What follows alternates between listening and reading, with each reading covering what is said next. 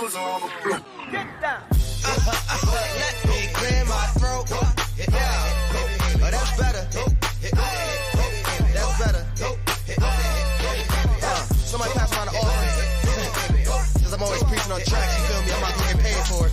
Sermon of the day. You right where you supposed to be, baby. Informant, that information forming. Important you get a portion of fortune pouring. Confession, fortunately, blessings on now they snoring. You mellow, so focus on scoring. Got your underperforming. I never expect something, never assume nothing. Judging me for my past, but that's why I'm triumphant. I don't demand, I know where I stand like engineer hands. Watch how my life pans. That game plan, show out like a drotter, pop out like a crosser. Telling the quick rock, skipping the coach, squares like hopscotch. This gonna be my mood to my beat drop. Putting my boogie shoes in my diddy boots, ain't no stop. I'ma make the rest of my life live. Yeah, I'ma make the rest of my life live. Gonna make the rest of my life the best of my life. Yeah, I'ma make the rest of my life live. I'ma make the rest of my life live. Gonna make the rest of my life the best of my life. Congratulations on the celebration. I know I'm dope without a need of a validation. No congratulations on no celebration. I know I'm dope without a need of a validation. Yeah. If having hope is dangerous, call me evil Knievel. You leading on the wrong side, living with peasant needles. So lethal, make Shane Black wanna write a sequel. Cause I snuggle my dreams till it's seen as illegal. And I still probably... Happy Thursday. I know that was real abrupt with the music. Don't worry. I'm not a DJ yet. I'm still working on it. So y'all, pray for my skills. Good evening, everybody. How y'all doing out there tonight? Welcome to Thursday night with me, your girl, Lady Dawn B, right here on the Bravo with Sheila Network. We are glad to see you in the house one more time. It is our third Thursday of the month, and you know what that means. That means that the men are in the house on tonight. So, I appreciate each of you for coming and joining in and being with us. If you don't mind, hit that like, subscribe, and share button. Pop in the comments and just say hello so we can greet you all properly before we get into this good show on tonight. I see the greatest moderator to ever do it in these YouTube streets or anywhere else is in the building on tonight. You know her. We love her. She is the lady Ine Kenya. And we are glad to see you, beautiful. Hope you've had an amazing day. Good to see you. Thank you for joining us. And for those who are in the silent section, the expensive seats, I want to invite you to come on down to the comment section. As I always say, it is safe down here. We have security. No one is going to hurt you. We just want to be close and so that we can have good conversation. So again, please like, subscribe, and share. Invite a friend into this conversation on tonight. We do appreciate you. Thank you, sir. Thank you, ma'am. Oh, and we got one of our Men's Lounge squad members in the comment section. Vaughn Eric says, blessings. Oh, I love it. He always puts like 9,000 L's behind the A just to make sure everyone is included. That's right. We are an inclusive panel here on the Bravo with Sheila Network. And of course, as always, we pay homage to the curator of this amazing space, known as Pastor Sheila Ingram herself. I call her Auntie Bravo. I'm always thankful that she yields me this captain's chair every Thursday to spend this time with you. So we salute you and say thank you, Auntie Sheila. Now, as always, I do want to say that here on the Bravo with Sheila Network, we are not a Christian channel, though most of us are believers. We do respect, we honor, and we take regard and consideration to everyone's thoughts, feelings, and opinions. And we are free to share your comments in the comment section. We just ask that everyone is respectful and mindful. We don't want to remove anybody. We want to make sure we are all getting along. We're here to have real talk with real resolutions. We are not experts. We are just sharing from the well of our lives in an effort to help other people, to be encouraged, to get some healing and some support. We are not... It's not a counseling session. It is not, we do have some licensed counselors and therapists, those who are legally able to work in this field of counseling. But on tonight, we are just sharing some more. Well, thank you so much, Annette. And they said that periwinkle color it's connecting. It's looking awesome. Okay, all right. I might have to, do a little color more often. Make it happen. I know it's not spring, but we got to add some life into it. But there is also a reason why I'm wearing purple on tonight as well. Now that she mentions it, so I'm going to mention that in a moment.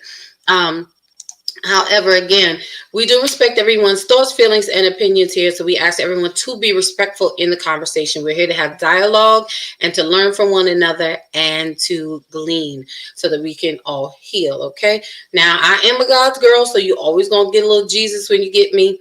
Okay. So that's just whatever your moral compass is, we respect it and we invite you to share freely in this space. So with that being said, I also want to invite you to like, subscribe, and share on the Bravo with Sheila Network because we have amazing things going on here, such as every Monday night at 7 p.m. Eastern Standard Time. My fellow podcasters, Coach Pache and Dr. Elaine, are on having another series of amazing conversations with Mondays Beyond the Mic. If you missed it, you want to catch a replay. Trust me, they are dropping good jewels and gems that are just going to help to build your life. Pastor Sheila is always weaving through these Bravo with Sheila Network streets. She's bringing us so much different information on healthy eating, on trips to Ghana, on just so many different topics I can't even begin to tell you. But I do encourage you to like, subscribe, and share so that you don't miss anything. And I know y'all love him. Y'all miss him. And look who is here in the building. We have Pastor Chris, a.k.a. the Psalmist Voice. As he always says, it's go time. He said, the men are in the building. Let's go. We're going to let him holler at you in a minute. This is the men's night. We also have one of our ladies room squad members. I call her my kin. We call each other our kin in the person of the Ace Perspective, but you may know her as Lady Anitra, who comes on Thursdays with us for the ladies room, and I usually pull her in any other time. She says, good evening, my kin, and everyone. Good evening. Thank you for joining us. It's so glad to see you. Again, guys, please like, subscribe, and share. Bring someone to this great conversation. Let's see what else, because I don't want to miss any of our announcements before we get into the conversation on tonight. Oh, yes. If you do, like I said, while we are not Christian based over here on this side of the street, but if you do need some spiritual guidance, enlightenment, encouragement, a word, you can go right across the street. That's right, to the Sheila Ingram Ministries channel. And over there, you will find amazing, amazing word. You have the Kabod. We have times of meditation through song, through prayer. We have Tuesdays. Pastor Rosa, who is my mom, she is in the building on the Sheila Ingram Ministries channel on Tuesdays at 10 a.m. sharing a word. You also on Fridays at 11 a.m. have the Women of Grace. It was Pastor Sheila, Pastor Rosa, and Reverend Jenny. They come on and they break down the word as always. And plus, you'll find a whole bunch of other things going on both channels. Don't be shy. Like, subscribe, and share on both so that you don't miss any of the good information that we are providing to help build you up. So, before I bring up our men from the men's lounge, our men representatives for the men's lounge tonight, I just want to say, again, as Nay was mentioning earlier, this periwinkle that got going on, this purple, there's purpose behind it. As we know, this month, October, it is National Domestic Violence Awareness Month. So all of our shows on Thursday nights are dedicated to conversations concerning domestic violence awareness. Now, purple is actually the color that the National Domestic Violence Association chooses to represent them. And today, this Thursday, is Purple Thursday. It is the day that they ask everyone to wear purple in support of survivors of domestic violence. So that is one of the reasons why I have on my periwinkle today. In addition to, purple is just one of my favorite colors, believe it or not. So it all works out. So anyway, without further ado, we gonna bring up the men folk. uh, on tonight. As Anitra says, so good to be here. I'm mad.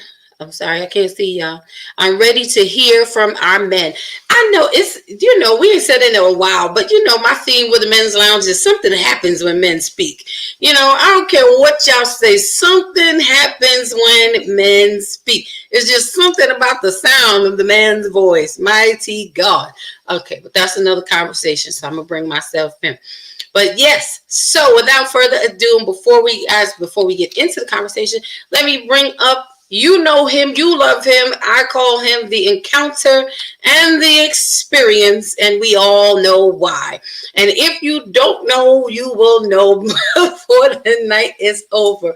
He comes with a wealth of information, a whole lot of knowledge, and very passionate in his delivery. He is the lead moderator over on the men's team. He is in the person of Pastor Chris, aka the Psalmist Voice. Y'all ain't seen him in a minute, but he's back in the house. What's good, sir?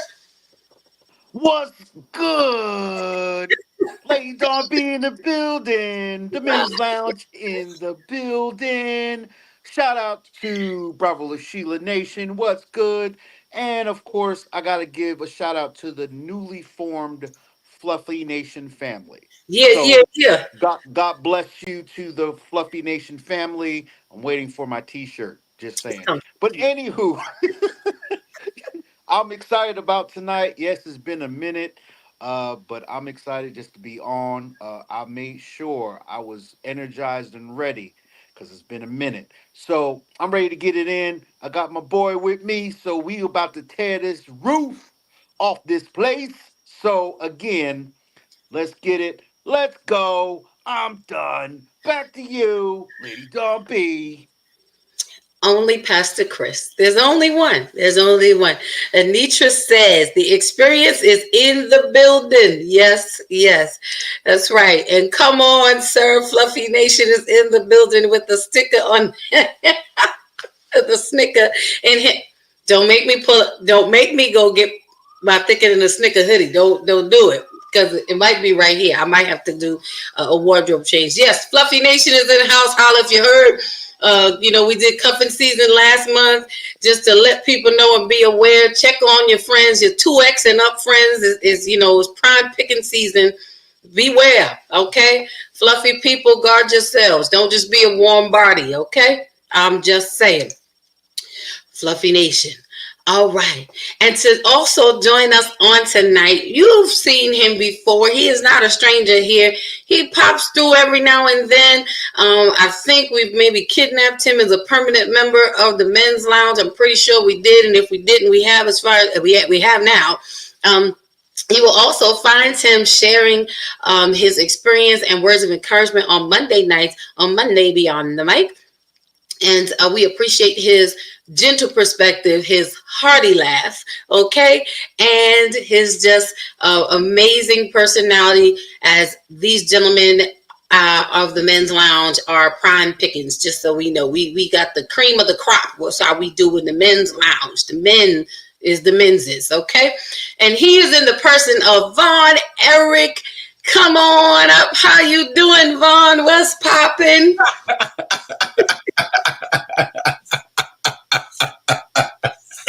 I'm doing good. Great to be here. Great to see everybody in the building. Seeing Pastor Chris.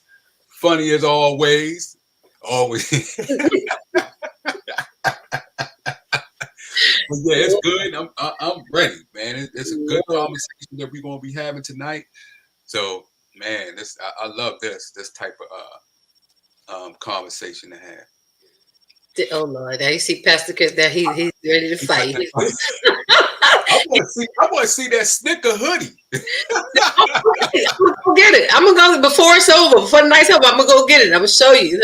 I got it in 3 colors. I ain't playing about this game. Stick it in the sticker, okay? Let the people know. Be careful. Be careful. Anisha says, and there's that laugh. Told you, Von Erica. Listen, we have a little bit of everything with the men's lounge, okay? Pastor Chris is the experience and the encounter. Von Erica, their signature laugh. Y'all know Pastor Chris's toxic twin, Pastor Bill. It's just, we got Pastor Linwood, my brother. It's a beautiful mess in the men's lounge. But we have the best men on this side of heaven that represent the men's lounge. I sign off on that for sure, for sure. Anitra also says, nobody but Von Eric, gentle giant. Good way to describe. Good way to describe. Man. Speaking from a wisdom woman right there. Wisdom woman right there. There you go. There you go. Talk about it. Talk about it. Wisdom right there. So y'all like, subscribe, and share on tonight. Bring some people into this conversation. I do want to mention, because it is Domestic Violence Awareness Month, some of the conversation may be triggering. Our goal is not to trigger, so we just want to put that disclaimer out there.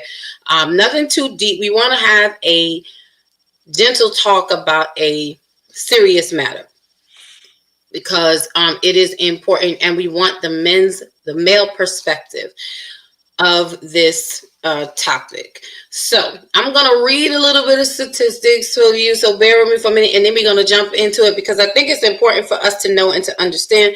Wanted to pause this month. It kind of bothers me sometimes, because we're so used to, and I'm just going to say this, we're so used to Ratchet TV that conversations like this often go unattended. But truthfully, if we had more conversations like these, more spaces to have these conversations to equip us, we would not have so much Ratchet TV, because in the Ratchet TV streets, it's really sharing about unhealthy relationships, and that seems to be what we're drawn to. So we over here want to try to help heal people, help share, and help build people up, so that we are making better choices with ourselves, and with our lives. So again, all of our shows are dedicated this month to domestic violence awareness. And tonight in the men's lounge, we are talking about men hurt too. This is going to be serious with these two. I don't know. I might have to tap out and let y'all just have it. I'm not sure. We'll see. So October was declared National Domestic Violence Awareness Month in 1989. It's a time to acknowledge the survivors of domestic violence. Purple Thursday is October 17th, which is today, a day where people wear purple to show their support for the survivors of DV. So we salute you, those who have survived and lived through, who've made it to the other side, those who are still working through being in these situations. Keep pressing. We encourage you, and we wear purple today to let you know you have our support and prayers. This year's theme for the National Domestic Violence Association is #Heal Hold Center. And they embrace diverse paths to healing from violence and oppression. Let's see. I want to make sure I get you all the good info. All right. Now, when it comes to the men, because, a lot of women report, it seems that there are more women that report about domestic violence than men do. And so we tend to think that it does not happen to men, or how can men be victims or be subject to domestic violence? Well, DV happens in so many different ways. It is not just a physical thing. There are several different areas of DV that takes place. And guess what? Our men are often on the other side of DV as well. Again, because it is not just physical. The 2022-2023 Office of National Statistic figures show 1 in 3 victims of DV are male. Did we know that? Didn't realize. 1 in 3 men, according to their statistic figures from 2022 to 2023, says 1 in 3 victims of DV are male. 751,000 men, which is 3.2%, and 1.38 million women, which is 5.7%. These are just percentages of those who have experienced, been in DV situations. And again, we think that it does not happen to men, but men are also exposed. Men are also on the other side. I don't want to say victim, but they are the recipient of these situations. And then the National Coalition Against DV each shows that each year more than 10 million men experience some type of DV situation. So I'm bringing all that into the conversation so that we are aware that, again, DV is not just something that happens to women. It is not just physical, and it is not just it is not gender based, not at all. So sorry about that. With that being said, I want to open up the conversation to our gentlemen and give them space to share on what we have shared so far. So we're going to turn it over to, oh, hold on. I got to pause for a second because I see my mama in the house. Good evening, Pastor Rosa. Hi, mommy. Literally, I'm her 404. She says she's over here watching. So she is tuning in with us. So like, subscribe, and share. Please, sir. Please, ma'am. And thank you. So I want to turn it over to, I'm going to start with, I think, Vaughn Eric, and then let Pastor Chris go because I feel like I see Pastor Chris's thoughts. I think I see them. So come on, Vaughn Eric, share on these statistics and your thoughts of what I've shared so far. Oh, I can. Those statistics is I never knew that like that, but I can understand through what I've seen. I think it's a lot of times men are embarrassed to share what they're going through as far as the DV because they in a relationship and they don't want, especially in our generations. Our parents taught us that toughness. You're not supposed to, let a lot of what's going on in your household, let the public know and things that's going outside, share with people outside of your household. And men, we tough. We got that masculinity. We don't want to be talking that, I'm going through DV in my house, and then when people see it, you got your uncles and your family. Why you let that person talk to you that way? And and that's when you hear things like that, it escalates into something else. And I think especially in I would say, I ain't gonna say especially, but even like in the Black community, we need to talk more. We need to see, not be ashamed to go see a psychiatrist. We need to learn how to talk and communicate with our feelings and stop believing that since we are communicating, we soft or we act like a woman or things like that. No, it's an emotional that you're going through, and you don't want that emotion to escalate into a bigger problem, because that problem will I would say follow you throughout your life, and it will keep you in a standstill that you won't be able to proceed because you have this burden on your shoulder because you can't get through. Is wondering why this person is treating you this way and taking you going through this way. I'm thinking you're thinking this person love you. Why is this person treating me if she loves me or he loves me? Hey, listen, I remember I had one put a knife to my throat. I called mommy. I'm going to tell you the truth right now. I called mommy. I got her on speed dial. I said, mommy, I got a problem. Ain't nothing wrong with calling mama. I surely did. And because, my mom didn't raise me like that. I've seen it when I was a child, but didn't raise me that way. And then when I lived with my father, I've never seen it. So I always thought if I have to do this to a person, then that person is winning the argument or winning and has control over me if I feel that I have to do that and go there with that person. So when I called mommy, she got on the phone. You know what mommy do. I sure do. you know, do I gotta give him my call? My son call me. Let him call. You know how but I felt, bad because I was like, why is this person, why would she do this? Why? Right after she say she care about me, I'm in her life. Why would she do? And it was hard for me to talk about it with other people or even talk about it with her. Because if I talk about it with her, she's going to think I'm soft, So, and I think that's a lot when it comes to being in that type of situation.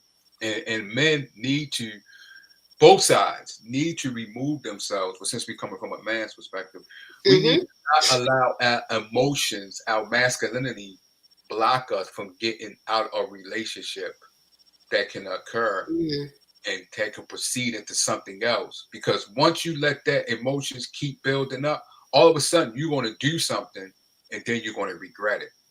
And that regret could land you in a place that you do not want to be. That's good. That's good. You said so much in that space. So I want to backtrack or spin back a little bit before I pass to Crisco because I know he's ready. But I'm blinking. But you made, good points.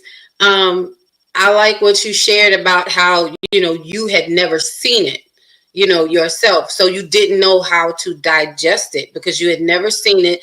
And even for those who may have seen it, I think for males, it's different because usually it's the male who people say usually is the male who's the aggressor. So you may see it displayed towards the female, from the male perspective, from the male to the female, but not ever seeing it from the female to the male. So you don't know how to, it's like, what is that? Like, where did that come from? Like, what are we doing? And I think a lot of men don't talk about it, like you said, because you are taught and told from very young ages that you got to be tough and you got to hold it down and you don't let no woman, run over you. And you just tend to take a lot in, no matter how a woman is expressing her frustration and her anger. And so with men, y'all take it in because of what you were taught. And then, like you said, you get to a point where your pot and your well is full, and then you pop off and snap. And a lot of us then wonder why. And we are not condoning any type of violence. We are just walking through this discussion of how these things can happen, what can lead up to it. When you see men walking around who may be expressing themselves physically, or when they get to that point where they are physical, a lot of times women, we are shocked because of the reaction, but you are reacting to something that is happening, and it has not always been identified that is part of how DV begins. These are subtle things, It could be just the way she starts talking to you, it can be very subtle. And you're thinking like, okay, it's just when she's upset. Well, if that's how she's communicating when she's upset, that's a habit and a cycle that you're going to be in, constantly. It's not a one-shot deal. And again, because tonight we're talking about DV from the men's perspective. Men hurt too. Men are taught to bottle these things up and just take it because you're a man, not realizing that these are levels, these are expressions and signs of DV that can, explode later on. So we don't want that. We need to provide spaces for men to be able to share. You're not less of a man because you express or because you communicate. And women, we have to take responsibility as well. And we cannot keep treading on our emotions or using our emotions as an excuse to just act out and expect the man to just take it. I was going to say, Pastor Chris, you are to the side. You know, fell over here. But when we have to guard our emotions. Oh, ladies and gentlemen, Bloomfield's in the house. Hey, sis, thank you for joining us on tonight.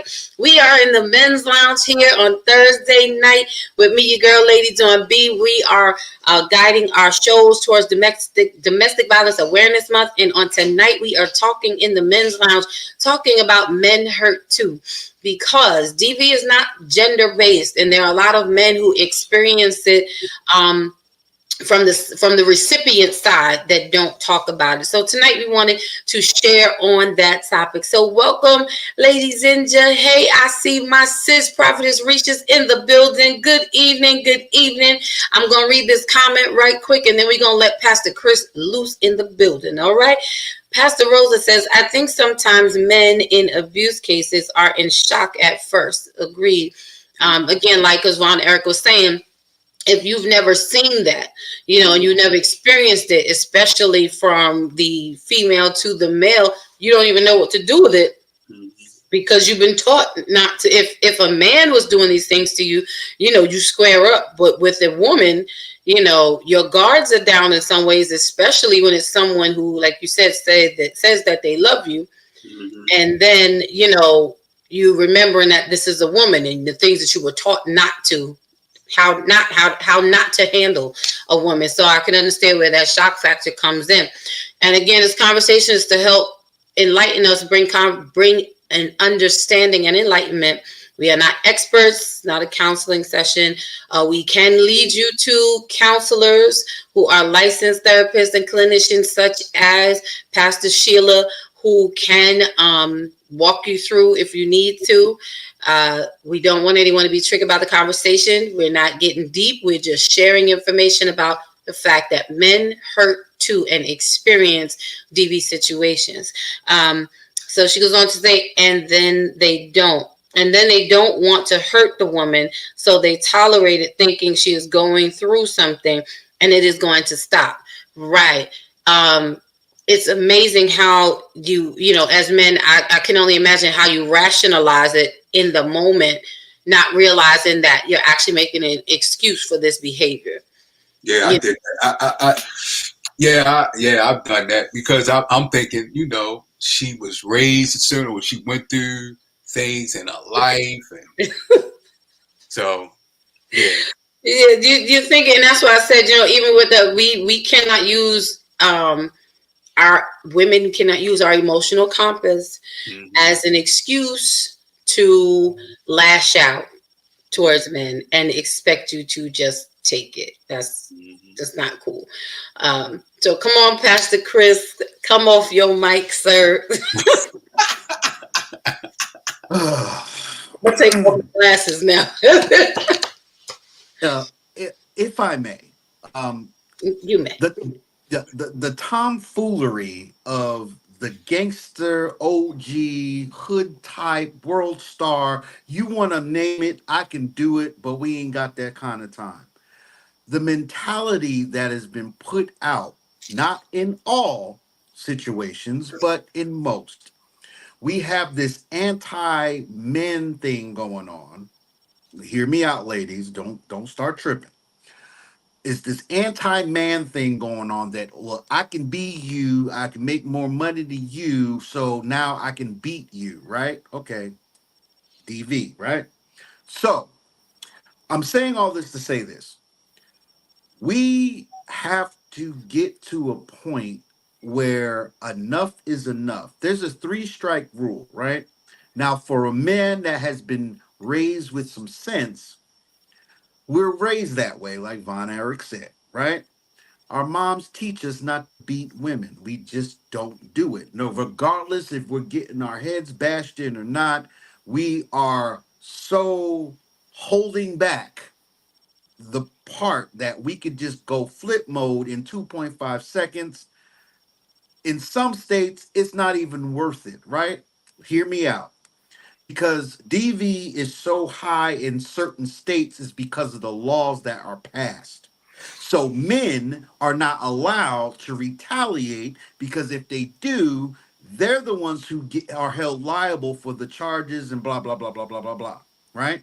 In some states are neutral. So if you are a woman, you start to fight and you want to fight a man like a man, well, you if the man hits you like a man, then you get what you get, right? That's in some states too. So we have this narrative, right? I'm not condoning beat it. That's not what I'm saying. All I'm saying is that when do we find this line where it's okay, and even in the church circle, right? We got a big increase on DV. You'd be surprised, but it is. Why? Because of all the stuff that's coming in, that's filtering in. Now we're taught to be men of God and all this stuff, right? And then you have a woman that has converted her life and all that stuff, but she come from the hood, right? Let's keep that scenario. Not all. So please don't DM me. Don't drop no hate mail. Just hear me out, right? So we get this scenario. She cleans up her life. She's going to church. She's loving God, all that stuff, right? And then something happens, right? Now, women, regardless of the fact, you can keep the hard face all you want, but you guys are like fire. You put gasoline on it, it's a wrap. So you guys will quit, right? So we are not, some of us are not reactive to the heat. We tend to try to blow out the smoke and blow out the flame, but a lot of us don't, then we make it worse. So how do we combat this problem, right? Now, the narrative of what we're talking about is men hurt too, right? Now, it is a big ego thing, pride thing, especially amongst men when it comes to um, DV, right? We don't want to talk about it. That ain't macho. That ain't cool. Oh, my lady beating on me. Ah, you soft. Ah, la la la la. We hear it all the time. So, and even in the outside space, natural space, sometimes even in some, not all, of our spaces that we fellowship in, right? So it's not cool. What's the new saying that they say now? I want a gangster and a godly man, or it's some quote they using now, some new 2024 2025 lingo. Well, look, I don't want to be a gangster if I don't have to, okay? Because I'm not trying to go to jail for you. It's not that serious. Now, if something's going on and it's breaking off, of course. But that's a whole different scenario, a whole different show. So I'm gonna wrap all this up. So what I'm saying is there's a three-strike rule to everything, right? Even with ladies. Three-strike rule to everything. You don't let a man say certain things to you. You don't let a man hit you. If he hit you once, that's a warning. Because the fact of the matter is some of us don't know how to control our emotions, and we go off based off of what we were not taught or because of what society told us, where you beat respect out of people. No, that's not how this works. But that's what's taught in some bring ups of some men, right? Now, the other narrative is you have the men that are taken care of by both parents or a strong mother in a single parent home or however you want to call it. So the narratives are different. And yes, in the generations that are after us, you're seeing the incline of men and women fighting like they men. What? I'm scratching my head. I don't understand. Like, why am I fighting a woman like a man? That makes no sense to me. But again, that's a whole nother show, whole nother time, because I got stuff for that too. But anyway, that was my 5 cents on the opener here. It was an icebreaker. I know I said a lot of stuff, but we still got a lot of show to go, so I'm done. Back to you. Oh, well, thank you, sir. Thank you. No, and welcome back. Welcome. The experience and the encounters in the building. Y'all know no matter what we talk about, we'll make it fun up in here all the time, okay? Hey, Celeste, my beautiful sis, thank you for joining us on tonight, and thank you, Pastor Chris, for that share. No, you definitely supported. You know, you always bring different perspectives and different angles to the conversation, which is important because we are not one voice, one sound here. You know, we are one centered thought with many different angles in which we can address it, because everyone's situation is different. So, your voices resonate with who they resonate with. And then it allows us to, open up our understanding and perspective, because my experience is mine, yours is yours. So that's why we welcome everyone's thoughts, feelings, and opinions here. Again, we just do so respectfully. The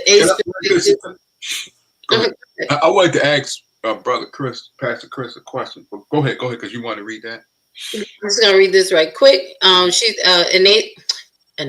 Anitra says a woman should not put her hands on a man, and I agree with that. She also says everyone needs to keep their hands to themselves, which is true and true. That's very important. I want to tag on that in a second. And welcome, Alicia. It's good to see you. Love you, sis. Thank you for joining us on tonight. We are in the men's lounge having a great kickoff discussion about Men Hurt Too. Our conversations this month are geared around domestic violence awareness. And we shared some statistics in the beginning of the show, because we tend to think that DV is something that is gender-based. Just because more women may report it does not mean that men are not recipients of it as well. And DV is so much more than just a physical thing. It's a whole lot more than that, and I'm going to share that with you also. What I do want to say in response to what Anitra said before we yield to Von Erich is that, I'm a mom. I'm a single mom of a son. And I remember when he was in elementary school, there was a little girl that liked him. I raised my son to be respectful, especially to women, because I'm like, I'm raising you, boy, you better respect me, I'll pop you in the throat. It's different. It's different, It was regulation. It was regulated. She just expressed DV.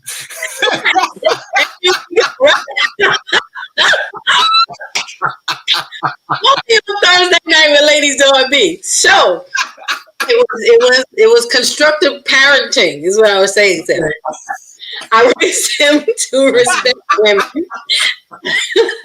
I raised him to honor women, as well as himself. In that there has to be balance. And I find that that's what's missing a lot of times. We raise our daughters, our females, to be princesses and to express themselves and, to expect certain things from males in their lives. And then we raise our boys and to be men, to do the manly things, to not put their hands on a woman or, be aggressive towards females. However, on the other side of it, we have a responsibility to also teach our daughters how to respond, how to communicate, and how to address men or males. I'm the youngest. I'm 404. I have two older brothers. They were the first two born. They are not tiny. They are tall and they, got some strength to them. So, me and my sister used to kind of get a little, my sister more than me, because I was just tiny back then, fluffy nation now, but I was tiny back then. But anyway, that's a story for another time. My brothers and my father were very big on teaching us how to defend ourselves, because you just never know, it could be whatever it is. So in raising my son, I taught him, you don't hit women, you don't hit girls, walk away if you have to, whatever you need to do, because you are naturally stronger than most, so it's not really even a fair fight. A point of the story is there was a little girl in his class who liked him, and she would hit him all the time. She would hit him. She would tear up his stuff. Just would act out physically towards him all the time, every day. It would be something else. He's coming home, and my son is real quiet, and it's the quiet ones you got to watch out for, because he's like his mama. He'll tap out silently and just, then it'd be a whole nother situation. But I had to tell him, don't hit her, whatever. And it just got to the point where I also had to teach him this. I said, you do not let anyone, male or female, have a second. This is how I was taught. You don't give a person a second opportunity to put their hands on you. Okay? I said, now, with a young lady, if it comes physical, regroup yourself, warn her, and walk away. Now, if she follows you, and this is just me again, we are not condoning violence, but as a mother of a single parent of a son, I want my son to come home too. I want my son to be safe also.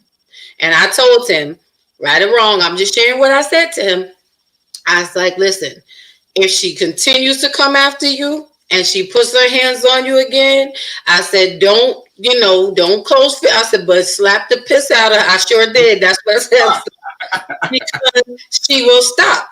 Yeah, and the little girl's mother had to come to school, and we had a conference because her daughter went home and told her that my son hit her. And I said, no. And the teacher even said, she's been bothering him. She's been for like months.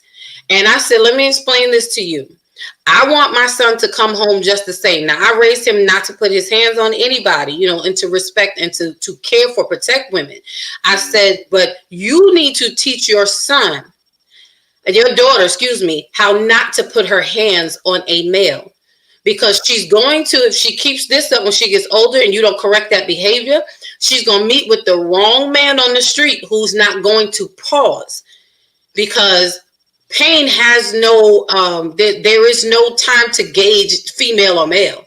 When someone puts their hand on you, it's just you feel pain and you respond. I said, so you got to be mindful. My son has learned how to temper himself. But again, I want my son to come home too. So ladies, we have to be sure that we, are mindful that this person that we may be reacting physically to, they're human just like we are. And it's not okay. It would be wrong for me to raise my son to say, if a girl hits you, just take it. But I'm not, because that's I feel that is lessening him as a human being. It's telling him that you don't know what message a person is interpreting by what you're saying. It's saying to him that your feelings are not as valued or not as important or as valid as anyone else's. So there has to be balance in the teaching. He and I, he's grown now. He's 22. And again, he doesn't put his hands on people unless he really has to. And now he's a big, like Michelin man. Kind of guy. He's a big dude, gentle heart, but big dude. So, I'm just saying there has to be balance in the teaching, because otherwise, when men get older, like Von Eric, was expressing his story before, this is where it becomes, you become desensitized, or you can become desensitized as men to this type of treatment. And so you don't feel anymore, and you will just tolerate it, and it should not be. And that's why men, part of the reason why men will remain silent. I want to read some comments, and Yvonne, Eric, you got the floor.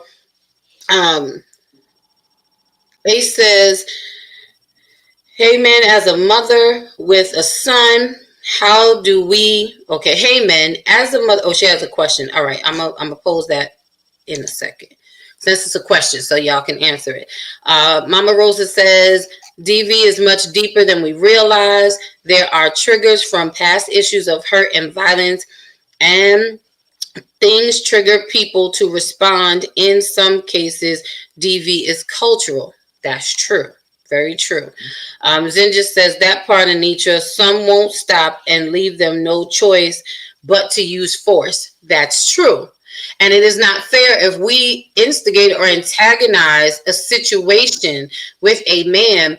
It is not fair for us as women or female, to not expect them to react or respond. So we got to be careful about pushing, that limit, because men have feelings too, and men hurt too.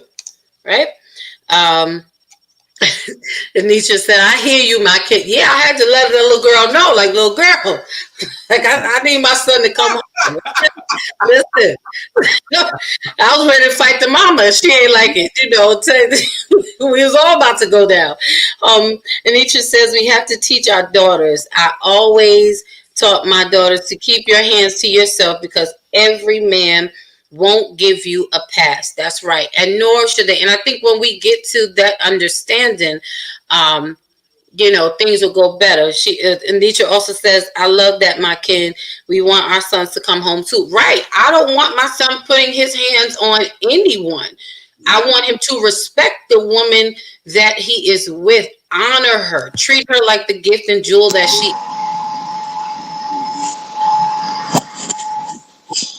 the gift and the jewel that you are.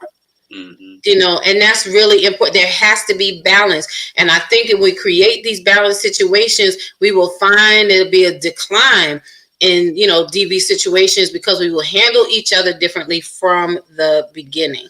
So with that being said, I'm going to ask this question that Anitra put up, and then I'm Von Eric. I hope you remember what you wanted to say, because I know it was a minute. Anitra says, hey, men, as a mother, or do you want to share first and then I'll read the question? No, go ahead. No, okay. Go ahead. She says, hey, man, as a mother with a son, how do we counsel our boys when a female is putting their hands on them? Oh, I shared mine. I don't. Right.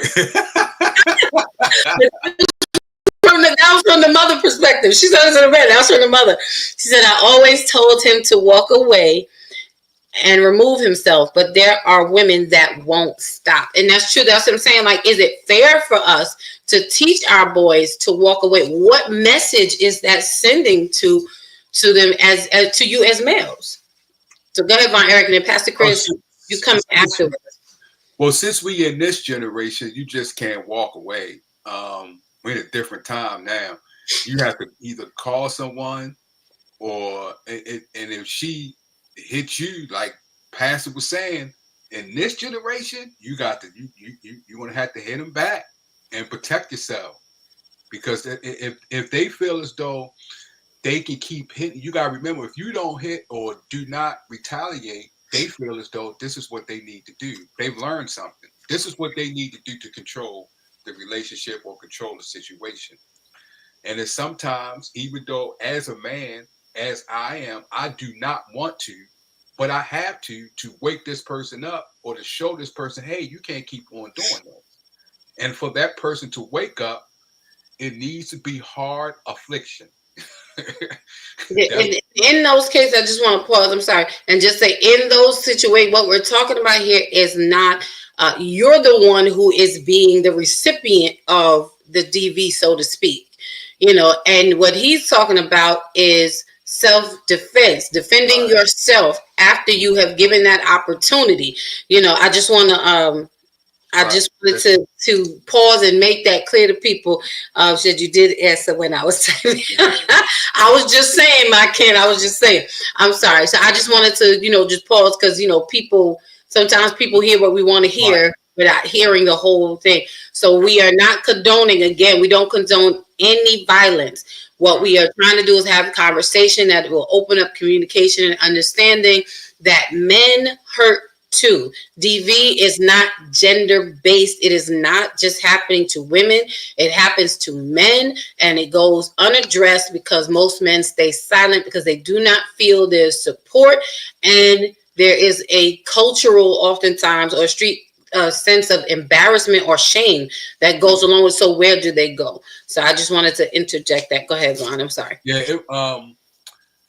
It's because I always felt like if I have to put my hands when someone is arguing and things like that, if I feel as though I got to put my hands, then she won. She has won the argument and won the situation.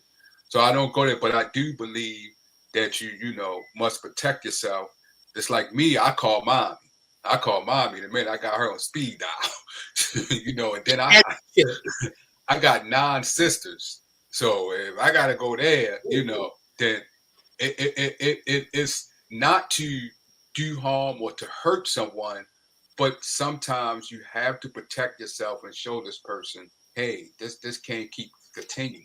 Especially the person I'm speaking of, a person that keeps coming back and keep coming at you. Then and you trying to walk away, then there's certain things that you may have to input to have that person removed from out your life. But as a child, you were speaking as a child. When I was 5 years old, this little girl, I still have the scar on my lip. But I could tell it was deep by the way you said this little girl. This little girl, She bit my lip and split it. I had to get 5 stitches. Wow. Still have the scar to this day. Oh man, it was such a. I think that scar, man, it gave me PTSD to this day when it comes to to this day. I end up. When I had my dreads and I was getting my dreads done. I was telling the story to the person who was doing my hair, and the person that was sitting next to me was the little girl who bit my lip. Came back. Should have came back. Oh man, you talk about someone that was petrified. I kept looking at her while I was getting my dreads done to make sure she had, Right, she wasn't trying to reenact the movie. Right. Like, we grown now. We ain't 5 no more. Right, exactly. Right. But yeah, I wanted to ask Pastor when he said about the woman as far as when she say, I can do this, I don't need you, I'm independent. You saying that could be looked at as DV because the way she expressing her feelings or the words that she uses? Yeah, because verbal is also a form of DV, right? Mm-hmm. Now, there's a fine line between being confident Mm-hmm. and there's a fine line between straight ignorant, right? I don't care if you're making 6 figures or no figures or little figures. I don't care what figures you make. I don't care what you got. There's a fine line, and you can trigger anybody with that type of mentality. And this is another problem that we're having as well, with the verbal DV, because yes, I get it. I'm not knocking you. Get it, girl. You got it. But you ain't got to come at me sideways because I'm not where you are or whatever, because that's another form. And then you don't do that to real men out here. I'm going to say this for real men out here. You do not do that to a real man that's getting his and still getting his, regardless if he's making 6 figures or 5 figures. He's still getting it and he's taking care of his responsibilities, his children, so forth and so on. And then you coming at me, that's disrespect. Especially when you coming in I do, you know how that go. I don't even got to go there. But all I'm saying is that's a form of DV as well. And people don't speak on that. Because again, well, how is that DV? I'm just speaking my mind. I'm a what do you call it? I don't know. I don't even want to go there because that's gonna be a whole nother show. So all I'm gonna say is this. Yeah. So it's a fine line. It's a fine line between confidence and ignorance.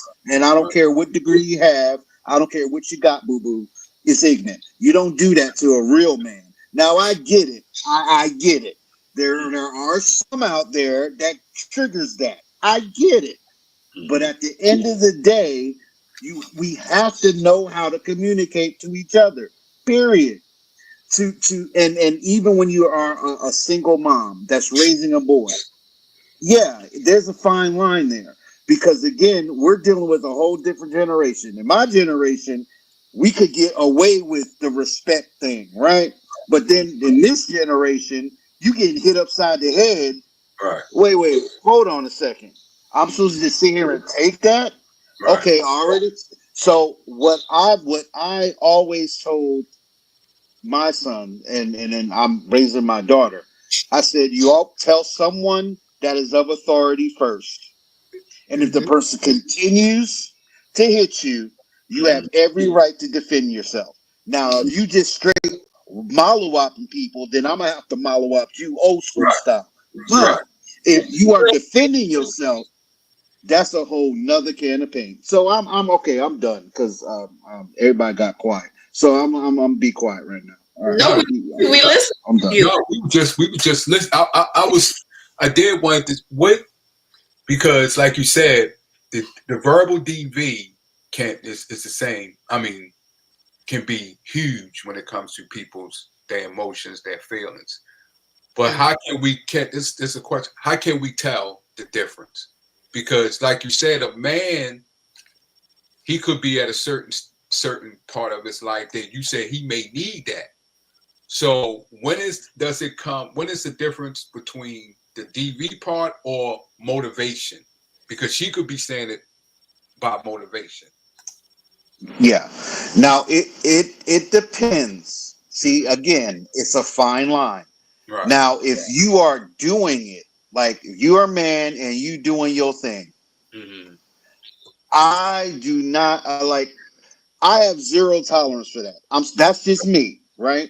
Now, if I'm just sitting on my behind and I'm not taking care of my responsibilities and not doing nothing, then yeah, you have every right to say, as a confident black woman you are, look, Negro, you need to get up and do something with yourself. That's a whole different storybook. Now, if you're talking to a man that's doing it and the tone, it's tone and pitch, right? Because some, not all, have that aggressive twang to them. Now, I said this before on a couple of other shows. You talking that Shaquita-dism and all that nonsense. I don't understand Shaquita. I never did understand Shaquita, and I don't respond well to Shaquita. So if you want to be Shaquitish, even though you make your 6-figure salary and got your big old house and your car, you need to go right back where you came from, because we're gonna have a problem. But it's all about your approach, period. And when your approach is negative, I'm gonna take it some kind of way, period. So that's my take on that. What in the world Ace talked about some mollywop? What in the world is she? Oh my goodness, she talking about it's that mollywop for me. What is? Oh, that's what Chris said. That's how that's the current date. That's what you're saying. But before we go on, I want to welcome. So DVs in the comment section, because sound like she doing some DVs in the comments. It's safe. It's safe here. It's safe here. This is a safe space. Everyone is safe. Y'all can come down to the comment section, join in the conversation, like, subscribe, and share. Please hit that like button, guys. It helps us with our algorithm and grows our channel. We want to welcome Alonzo Hall to the conversation on tonight. He is in the building. Thank you for joining us. It is good to see you, sir. I did want to add something in there when you were talking, a few things in there. Nietzsche said, Pastor Chris said, he said that he can't go around mollywopping people or you're going to get mollywopped. Defense is one thing. That's where that came from. It was the mollywop for her. It was it for me too. I'm like, oh, okay. She liked the mollywop. No. She's saying that's what made her. She don't want the mollywop. We don't sign up for DV. We're not volunteering. We're not volunteering. We try to reduce the number. I thought she was going to mollywop. No, sir. No, sir. I'm scared of her. I'm about to call my mommy right now. On speed dial. Mama's on speed dial. Be careful. There are different versions, however, of mollywop. That's on. Okay. Yeah, there's different versions, but the other version will be on February's show. Okay, I'll lay my plan. You gotta wait till 8:30 in February, right? So Aditya also says, to answer to your question, her input is motivation is from a place, it's from a loving place, and it won't be soul crushing. She says, Von Erich, absolutely not, because I will defend myself. Listen here, it'll go down in them streets. No, ain't nobody playing.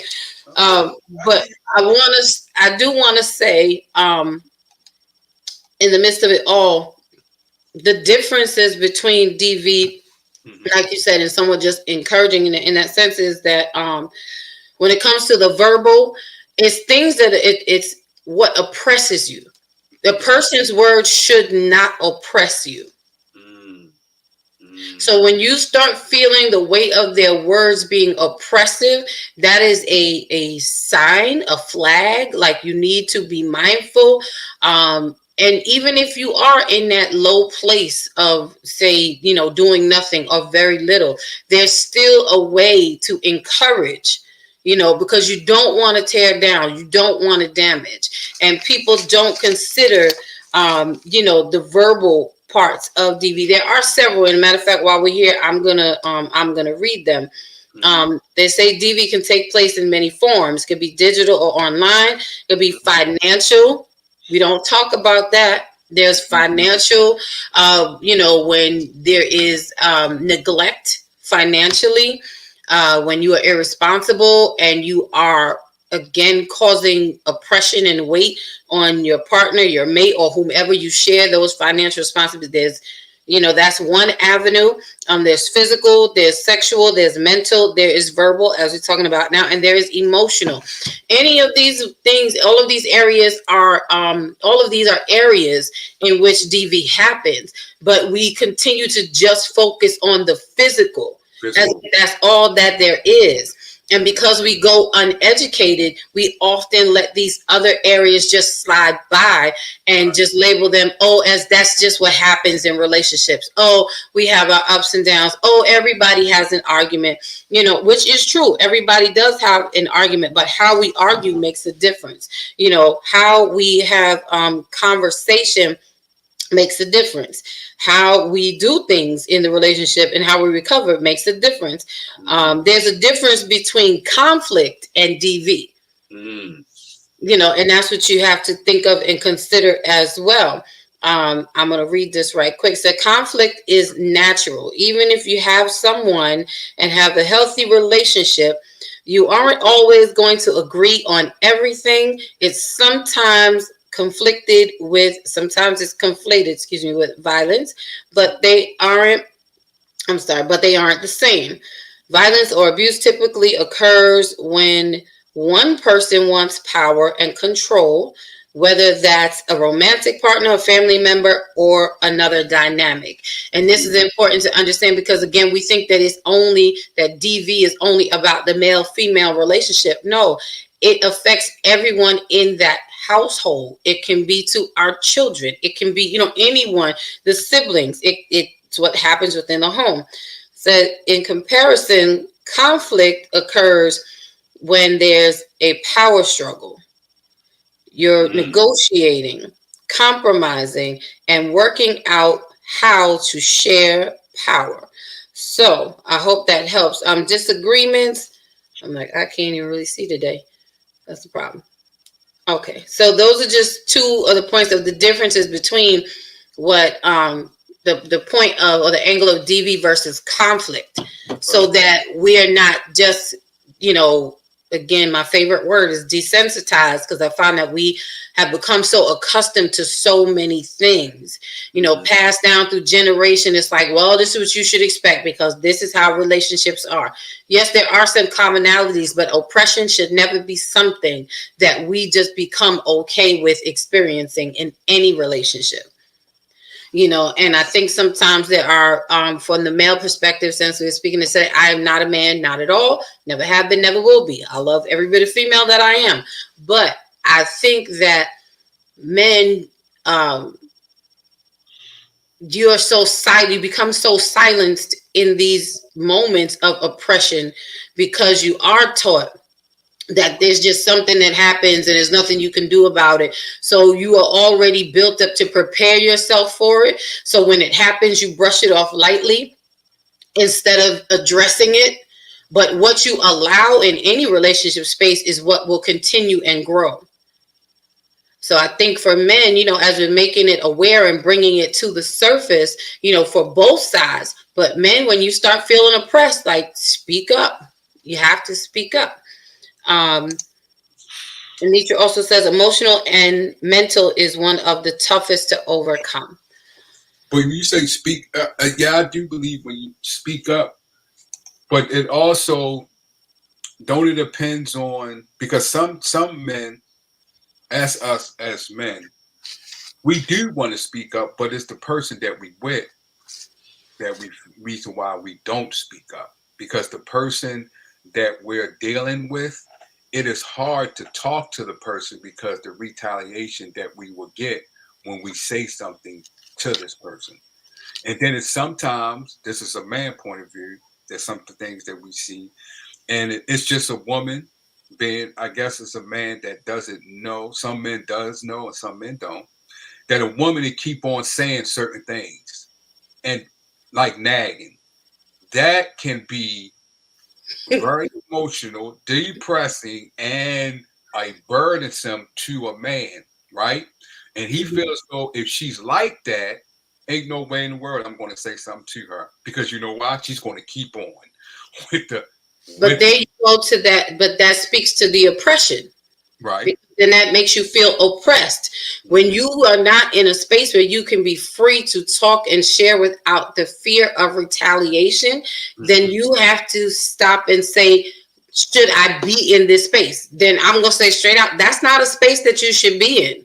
No. That's not a relationship that you should be in. That's not even a friendship that you should be in. Sometimes in families, amongst siblings, sometimes, you have to separate. You have to set boundaries, because this is why, as men, again, I'm not a man, but from the outside perspective, these are the issues that we don't talk about, which is why, see, that's so normal to you, so to speak.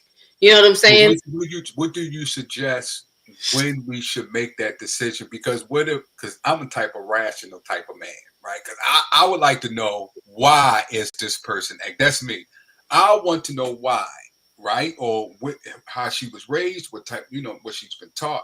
So when should we separate? Because she could be acting that way because that's the way she was taught. And she may be able to change, but where she's going to get the information to change? She may not want to get it from me. What should a man do? What should we do? Because those things get to us. It weighs on our mentality. It weighs sometimes on our mentality that it's hard for us to work, to do just about anything. You see what I'm saying? Because we are in an emotional state. And some women think we are tough, and by they saying those words or saying any words, that we should be able to take it.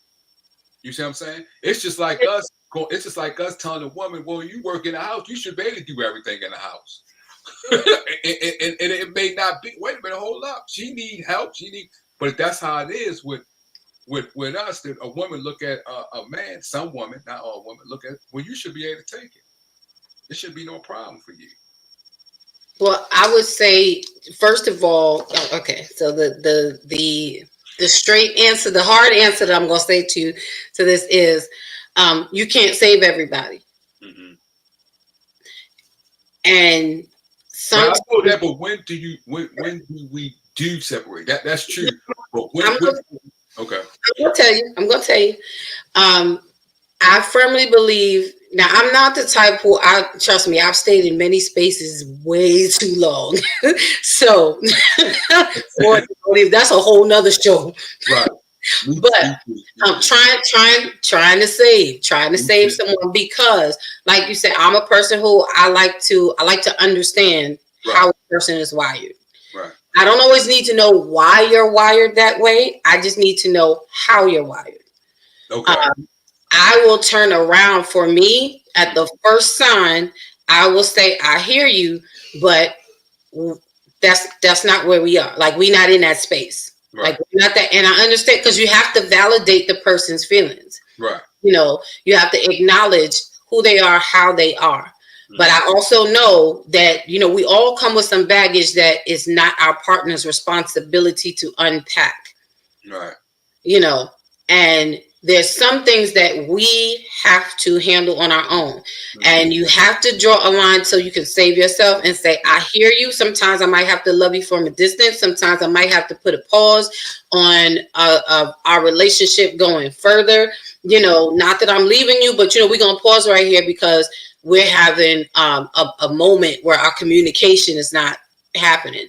Because you should not have to give up your respect and being addressed properly. You're not there to be the dumping ground for anybody.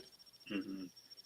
You're either there to be a support if a person wants to receive support, but you're not there to be the garbage can for anybody. You're not just here to tolerate how someone is. If a person wants to be in a relationship, whether it's friendship, any kind of help, any type of healthy relationship, you have to be willing to assess yourself, right, and be honest, and understand what you're bringing to this environment, and not expect people to just tolerate, because that person doesn't just tolerate what you do and how you are. Is the person, when you do something that they don't like, are they calling you out on the first shot? Are they giving you 2 and 3 and 12 chances? 9 times out of 10, we as women, we don't. Right.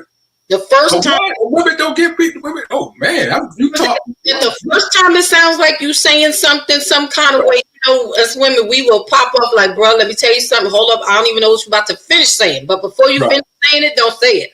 You know, you have to assess for yourself, how much of you are you willing to invest in this person. You cannot change them. You cannot make them change. It's you can lead a horse to water, but you can't make them drink. So you have to decide, how much of you are you willing to maybe sacrifice? And you have to create a boundary, because you have to save yourself as well. If this is a person's habit and how they're wired, you also have to consider your capacity. Do I have the capacity to deal with them being this way, that they may never change? I always say, like, you meet me today, this is the worst that you will ever meet me. Tomorrow, I'm going to be a better version of me than I am today. You know what I'm saying? So it's no black and white, real black and white answer to that. And I see Pastor Chris is itching, so we're going to let him loose.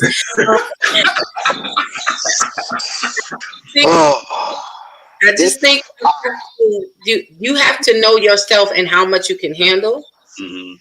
And if that person's showing signs of wanting to change, but that change has to be it has to be motivated and driven by them, not because of you.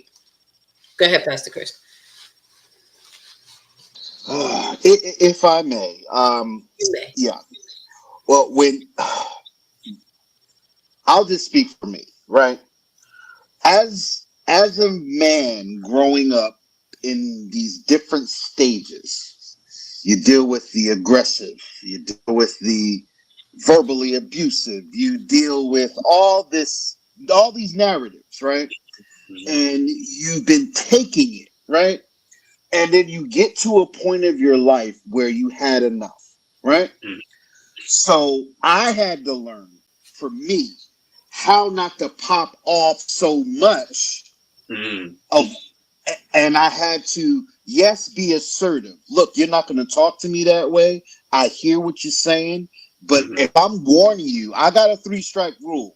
This is how I learned to be confident in who I was. You can call me soft all you want. You can call me whatever you want to call me, but I will not tolerate disrespect, and you will not talk to me this way. I don't care who you are or what bank you have. It does not matter. I don't care if you're from the pulpit or from the hood. It don't matter. There's a way to speak to people. Now, I get it.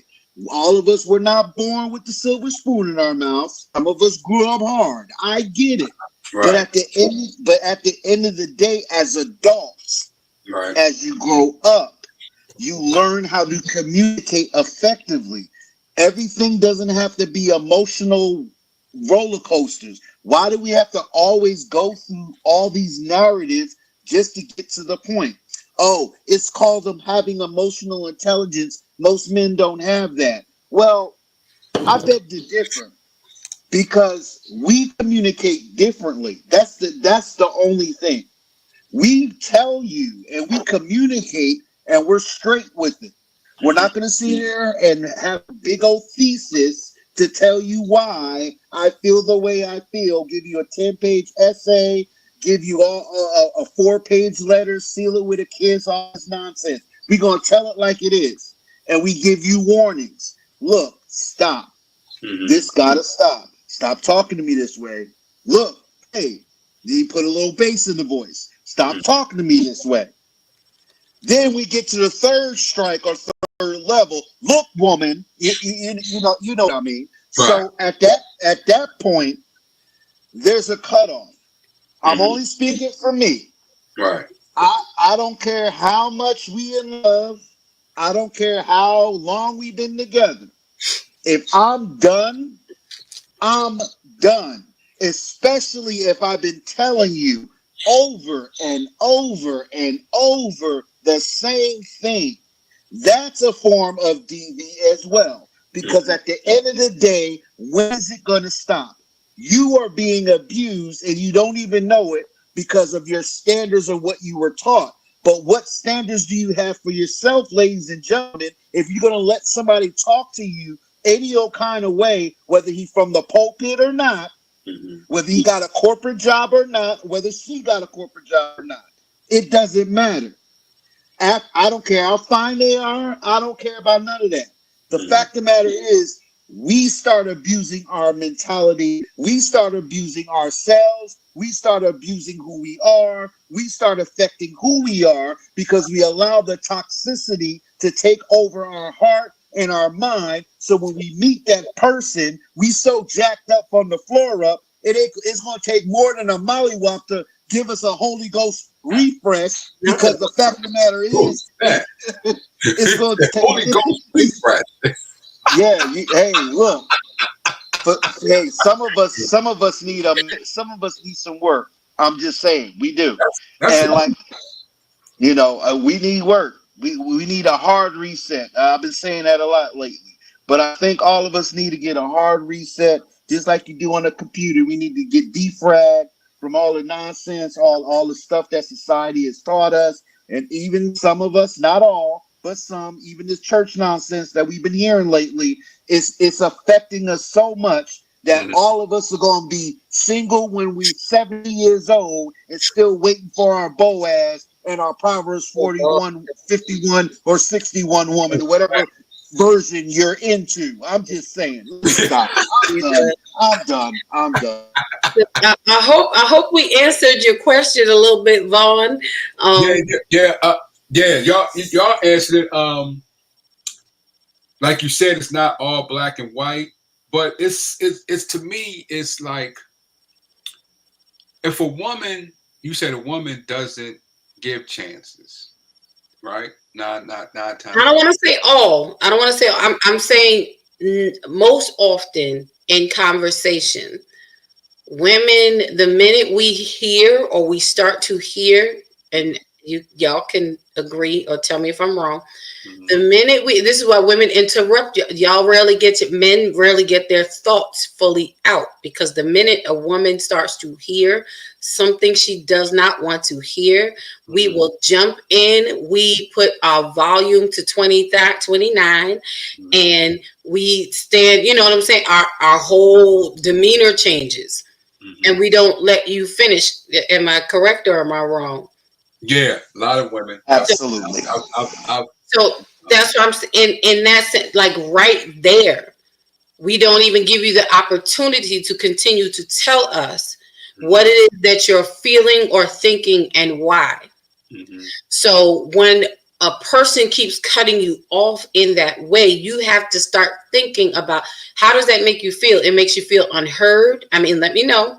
It makes you feel, not respected. It makes you feel devalued.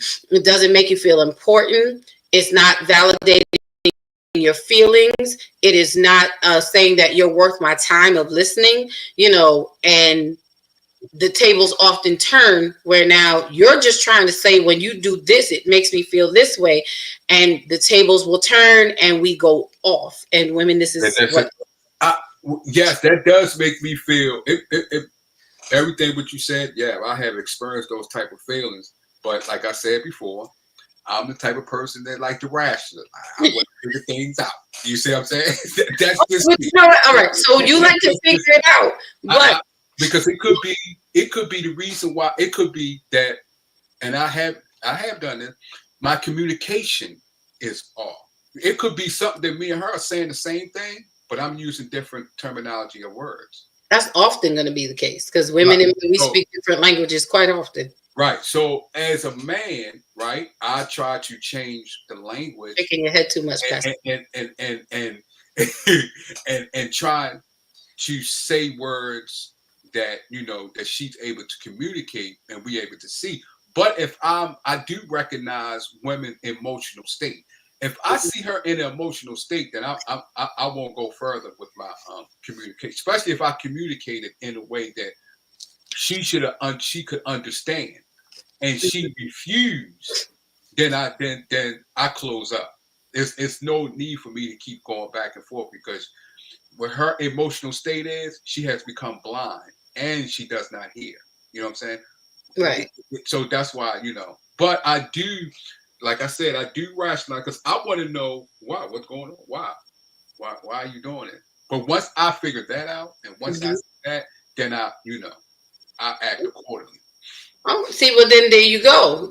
Like I said, it's not going to be black and white for everybody.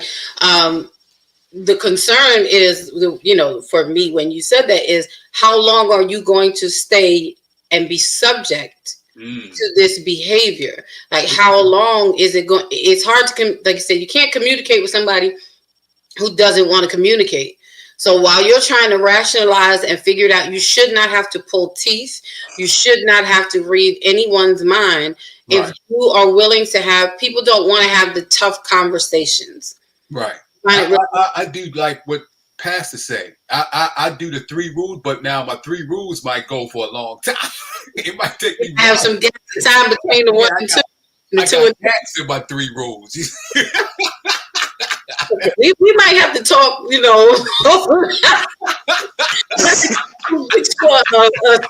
we're gonna have to tighten up your time frame or something. We hope you are enjoying this conversation, guys. Please like, subscribe, and share. We are talking about domestic violence. We are honoring and recognizing Domestic Violence Awareness Month, and we're talking about men hurt too, because domestic violence is not something that is gender driven and only happens to women. There are men who experience this type of relationship and behavior as well, that often goes unaddressed, that often goes swept under the table. And a lot of our men are suffering in silence for many reasons. So we want to bring awareness to the fact that men are survivors of as well. They are exposed. They are recipients of DV, and they need to be, we need to find a way to bridge this gap so that our men feel heard, feel safe, feel valued, and feel respected. We're going to help Von Erich tighten up his timeline.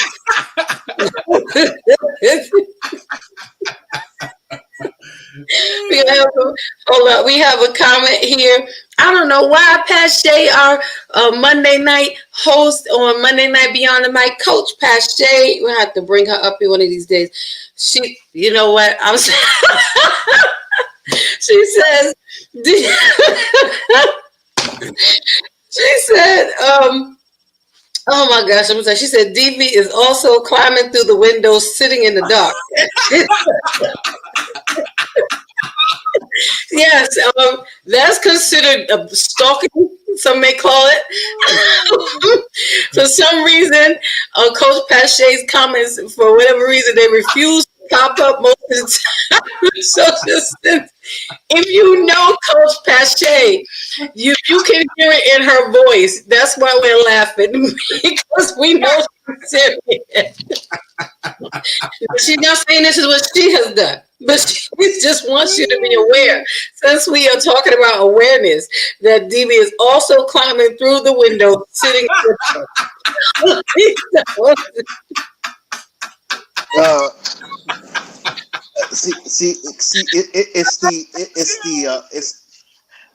it's Pache's ability to have the vocal calamity that will make somebody crawl through a window, let alone just sit there and peek. I don't know what it is. I don't know. Maybe it's just because her lyricism is just that tight. I don't know what it is. She said, love you, Vaughn. She said that you love. I'm trying to get her to pop on. I'm trying to get her. Come on in the men's lounge. This is a rare case. This is a rare occurrence. But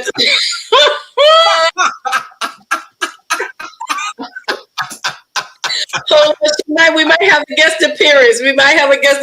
Come on, girl. You ain't even got to be on camera. We just want to hear your voice. Pache is amazing. Her and Dr. Elaine, they're on Monday nights. I'm doing Monday Beyond. She's trying to help us. She's trying to help you stay out of jail. trying to help you to not catch charges. Right. And it is not safe these days to climb through windows. And now, Fluffy Nation people, be mindful, okay? There are capacities that don't go climbing in no windows. Scaling buildings, Fluffy Nation, stay on the ground. It's safe. I'm just saying. Okay.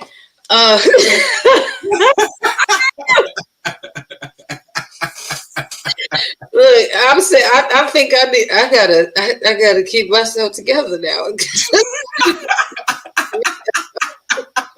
It's 8:30. So Is that what it is? It is what it is. Turning the corner, y'all know it turns into Dawn B after dark at 8:30. Listen, y'all, we're gonna have a Lady Dawn B after dark live at 8:30. We're gonna do it in the next month or two. So y'all already know. Now make sure you show up that night, because that night we starting off out the gate, because we already know what happens. Yeah, so we can have the whole crew if we can. Oh Lord, see, I done lost my place. You don't want me in that show. That's We want everybody coming in. We coming in. Okay, we coming in on fire.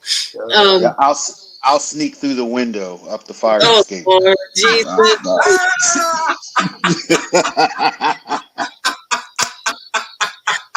Else can have a serious conversation in a joyful here on Thursday nights with Lady Dawn B. That's how we do it in this space. But see, I can't even swing it back. We're talking about men hurt too, and we want it to be understood. Again, we're going to give Von Erich some timing counseling. So up his 3-step. He's going to sign up for Pastor Chris's 3-step counseling session. It's a mentor program. Certificate. My mom told me, she said, Vaughn, she said, sometimes you try to be a psychiatrist or you need to go see a psychiatrist. Y'all backup is in the room. Oh my goodness. Mr. Vaughn. Oh Lord Jesus. Come on, y'all. Welcome to Coach Tashay in the building on tonight. That's what I'm talking about. I had to get her to come. I had to, because that was it for me. I'm messed up. I'm left now. Let me get my ears together. Gosh. So we've just been talking about Domestic Violence Awareness Month, and we were focusing on the men, stressing the point that men hurt too. It is not just the women, but it is the men who also, she'll be back, don't worry. It is also men who experience and are recipients. Again, we are having a serious conversation, but we are always going to add some joy into it, because there's always hope, and we want everyone to be encouraged. We can laugh. It's all right. We ain't got to be all tight. It's not a tight, somber time. We are just bringing awareness and enlightenment, and we are learning a lot about Vaughn and his timing, and we are learning a lot about Pastor Chris and his 3-step program, which you Molly Wop. That's it. You get the bonus program, the bonus Molly Wop program, when you sign up for the 3-step 9-week program. Okay, yes. And you get certificates in both, and you will be certified to Molly Wop and to have 3 steps. You can tell anybody in a relationship, you now have 3 steps. I'm certified. That's what you do. You sign You're up. Certified Molly Whopper. Yes. There you go. That's the T-shirt we make at Fluffy Nation. Yes. I have no idea where I came in on, but okay. Yes. I don't know either. We've just gone left. Yeah. I don't want to. Yeah, it's after 8:30, so this show always goes left, Pache. I'm just saying, it just goes straight. She knows. She good. They said my timing is off. They trying to help me out with my timing. They said, well, Vaughn, given Monday night, I would say a little more Is all for Huh? Pastor Chris, I don't know if you was there Monday night. Oh my goodness. The whole story. So my comment on sneaking and sitting in the window in the dark. That's so what we were talking about on Monday nights was breadcrumbing. So apparently, brother Vaughn, before Christ anointed him with the oil, was breadcrumbing a lot, and he actually breadcrumbed a single, fatal attraction, sit in the dark, flick the lights. Oh yeah, he shared with us that one day he came home and she was in his apartment. Mind you, she didn't have a key. She was in his apartment, as Vaughn said it, climbed through the window and was sitting on his bed. So that's where the go ahead, Vaughn, tell your story. With the light, she was sitting on the bed with the lights off. She scared me so bad that I almost jumped through the window that she came in on, because that's how frightened I was. And then I screamed so loud. I screamed so loud and so high. Y'all remember that song by Minnie Riperton when she screamed at the end? Nobody's doing it. That's how high my scream was. The people downstairs knocked on the door, see if everything was okay. It wasn't. There was breaking and entering going on. But that's not the kicker of it. See, Vaughn, you're not telling the whole story. There's more. The whole truth and nothing but. There is more. Because as we proceeded, we was like, so did you call the police? He said, no, I called my mama. He said, oh, okay. He called on speed dial. Okay. The mama told the lady, I raised a respectable son. I'm paraphrasing. So Vaughn, when did you break up with her? What happened? Y'all ready for it? Vaughn moved in with her. Vaughn, you on the wrong show tonight in the wrong month. You just set yourself up to be a recipient of DV. You became a DV volunteer. That's what you did. You see that V? You made it make sense. You just made it make sense. So that was where my comment came from, because Vaughn said, we was like, oh, so did you press charges? Did you lock her? He said, no, I moved in with her. But wait, let me back up. She left the next day, so we know what that entailed. We didn't get into that. But Vaughn said he moved in with her. So after that, so that's why my comment came. That's that face right there, Pastor Chris. So that's why I made the comment of climbing through windows and sitting in the dark. That happened to Brother Vaughn. A different type of DV. That's why I said it. I understand. It depends. You have your preference, but what are you talking about? It depends. What is happening? Preference of crazy? I think it depends, because it's nothing like a holy Cocoa for Cocoa Puff. It's nothing like them. My God. Don't get me started. Fruity Pebbles, Cracker Jack. You had a whole mix going on. He has some Lucky Charms. Wow. Okay. Yes, we then asked him, well, Vaughn, I hope you moved to a higher floor. Like, what are we doing right now? So it didn't matter at that point, because you had the key there, you're letting her in freely. So he moved in. So you just committed to the crazy. Yeah, we was together for about 6-7 years. Oh, gee, you know what? Okay, Vaughn, this is what we're gonna do. We are starting right now a GoFundMe for Vaughn Eric to get some counseling and therapy from Pastor Sheila. She is licensed and certified to assist. Okay? Just tell Pastor Sheila straightway. Just say for VE. That's all. This is what happened on men hurt too. What was hurting? What was hurting, Vaughn? We need to now was missing. Was you scared?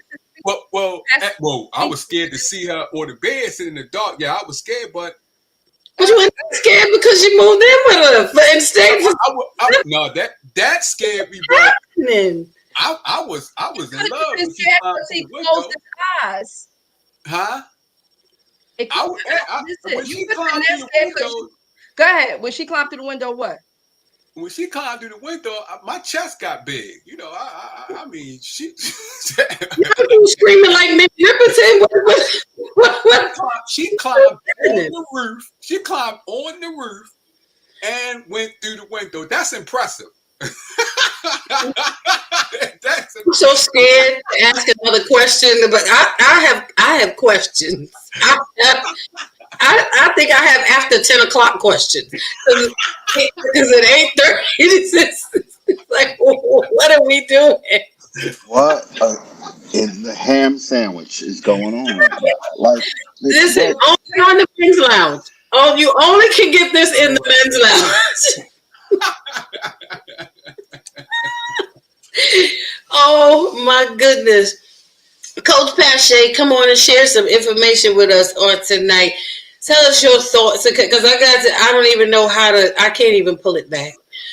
Oh, we're just gonna stay where we are, but it don't make no sense. I'm glad we got all of the information and facts out concerning the serious part of this topic in the beginning of the show. But we are talking about men hurt too, and how we as women, when it comes to DV situations, oftentimes we provoke a man to get to the place of retaliation. But between that, there's a lot of space that happens where men remain silent and stay silent for so long because they don't want to share. There's no safe spaces for them to share. They don't want to be ostracized or made fun of, the shame that goes along with it.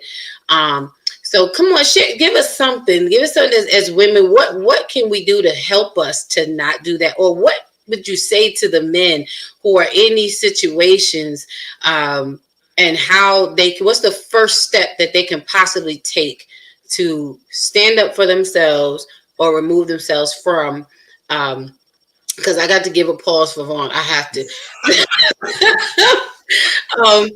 How to navigate their way out? What is one of the first things that you can recommend for them to do as a coach? Coach Pache is legit, y'all. We don't just call her that. She's legit. The first thing I would say is recognize that it's DV.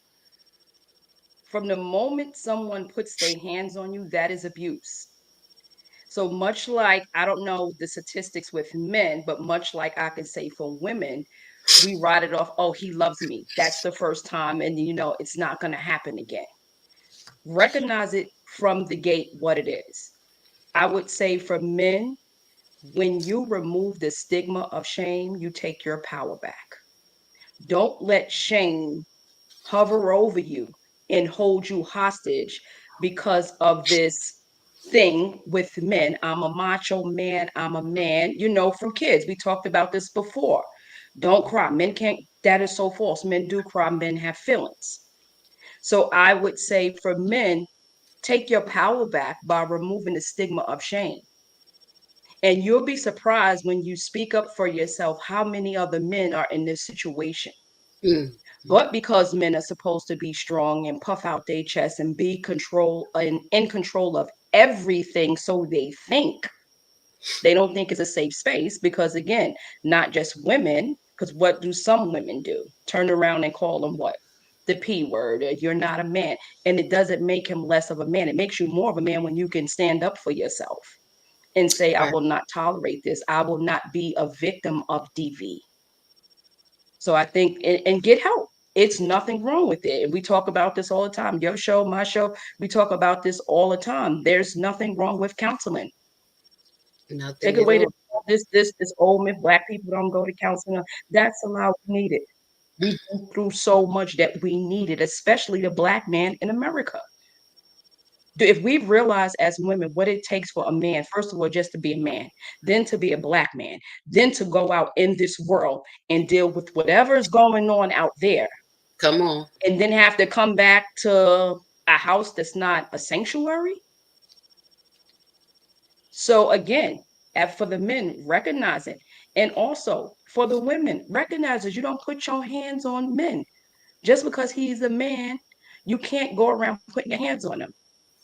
Because there's been some instances when that has happened, and then when the man strikes back, then it's a problem. Right. Which a man should never do. But again, if that's how he was brought up to defend himself, and he wasn't brought up with the morals and the values of you don't hit women, you walk away. Take, for instance, if he's a hood dude, he's a street dude, and he's, again, to my point, been fighting all his life, and you think you're going to put your hands on me and get away with it because you're a woman? Absolutely not. Not condoning it. But however, recognize on both sides, you don't put your hands on anybody. And once you get to that point, I think you really should walk away. And this is to the point where I stress self-awareness.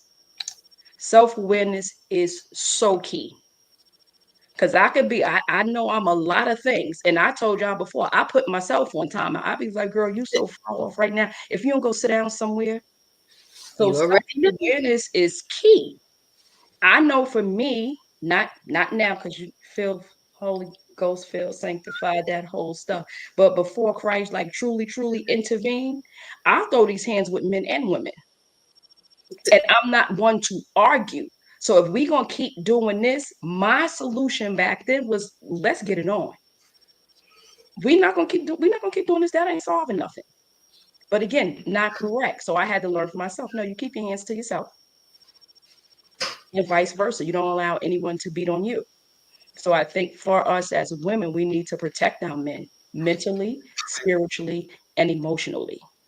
And even if we encounter a brother that's being in a DV situation, we need to undergird them and tell them it's okay to get help.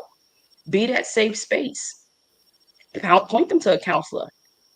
That just may be your very point right then and there. You may not have to walk him through it, but hey, here, I know X, Y, and Z that can help you with this. So I would say first, recognize it. And if for men, don't let shame allow you to hold you hostage. Take your power back by removing the shame and removing the guilt. And it makes you more of a man to be in that vulnerable state and recognize the situation that you're in. That's what I would say. So you touched on everything so eloquently, like from beginning up until now. You know, we're gonna have a special Von Erich show. We don't do that later, but you ran down because it's a special kind of somebody. You ran down and echoed everything that we touched on. You know, let's see. Ace says, "Take your power back, men. No more shame." She also says, "Speak, Coach Bache." That's right. She's on Monday nights Beyond the Mic with Dr. Elaine. Y'all need to tune in then too. Risha says, "And continue to walk." And Ace says, "This is good." Yeah, it is important. And we echo everything that you say. Again, because we spoke about all those points. As far as the statistics were concerned, what we shared was that in 2022 to 2023, the Office of National Statistic figures show that 1 in 3 victims of DV abuse are male. And that's just what's reported. How much greater would it be if all men who experienced it on any level spoke up and shared? And this is the thing we have to, like Coach said, stop the shame of not speaking up and taking their power back. Women, you know, it's not just a physical thing. We have to be mindful, and we went over the different forms and types of domestic violence, the DV situations, about what it looks like. And it comes in the form of, I'm trying to get back to my note there. It was physical, it's mental, it's emotional, it is financial, you know, it is, did I say mental, right? You know, it comes in so many different forms that women, while we may not be putting our hands on a man, your words are oppressive And DV is any behavior or habit that makes you feel oppressed and keeps you in an oppressive state. That is when you need to be alert and aware. And a lot of us have been so desensitized because we hear, oh, this is just normal. You know, all relationships have their up and downs. And just because you and your girlfriend are experiencing the same thing, that does not make it the norm. That's not what it makes it. It still makes it twice as wrong. And it means that the both of you, if you're sharing with each other, or men, just because you going through it, your lady is treating you one way and your boy's lady is treating him the same way, it doesn't make it normal. Again, it makes it twice as wrong. And not something that we should just continue to pacify. Don't be afraid to be by yourself. Don't sell yourself so much to the point where you are willing to tolerate any behavior that is going to take away from you, that is going to suck the life out of your spirit, that's going to dim your light. And men, we should be, as Coach said, we should be your safe place, your support. When you come home, you don't need to repeat the world in your sanctuary. And even within that, I would also say that to women, you can't demasculate a man one day and then turn around and expect him to be a man the next day. You can't call him out of his name. You can't throw rocks at him and break him down mentally and emotionally, and then turn around and expect him to be a man. That's good by itself. That's when you gotta let sit on that. They could come through a window though, right? Jesus. But I was gonna say something, but it would have changed the trajectory of what was being said. But I was gonna say, please, Pastor Chris. Yeah. But I was gonna say that Von Erich did get his power back by having the young lady climb through the window. But, however, I do think what is causing his delays in his relationships is from that experience when he yelled like the music video with the King of Pop Scream, when he went 5 octaves high. It caused the chain reaction in the atmosphere. And it bonded him with that woman for that length of time because of the scream. And he was so traumatized, but yet his confidence was there that he said, you know what? I do feel like going on here. Right Even now. though she had me. It's after 8:30. I started making my food after 8:30. Anyway, yeah, okay. I digress. I'm done. Yeah, that was a good breakdown. That was a good breakdown. We'll be here on Thursday nights, my lady. I don't care what we're talking about. It does not matter. It makes no difference. 8:30, we take the hardest left possible, just naturally. Yeah, that was a good time. I was awesome. That screen was, Oh. No, he wasn't scared straight. He was scared crazy. That didn't straighten him up. He moved in with him. So now you have a trauma bond. I think that lasted a long time. You stayed till you said 7 years. That's the number of completion. You stayed till it was done. The year of completion. The number 7. He said, because you committed, because you are faithful to the job. Yes. Yes, absolutely. We gonna get you a new job for 2025. No more trauma bonding for you. No more. We gonna make sure you all right, Vaughn. We gonna make sure you all right. Oh my goodness.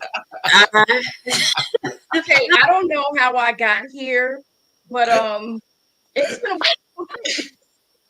I came out of my meeting. I said, let me see what's going on. And yeah. And you just had to come up and talk about that window sitting.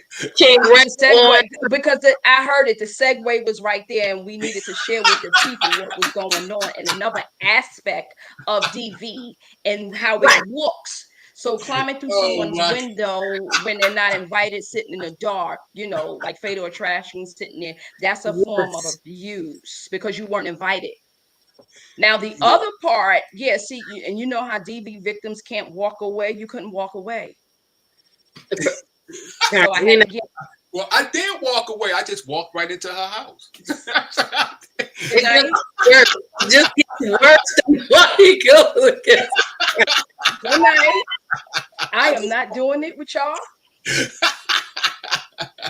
No, at least I walked right into her house. That's keep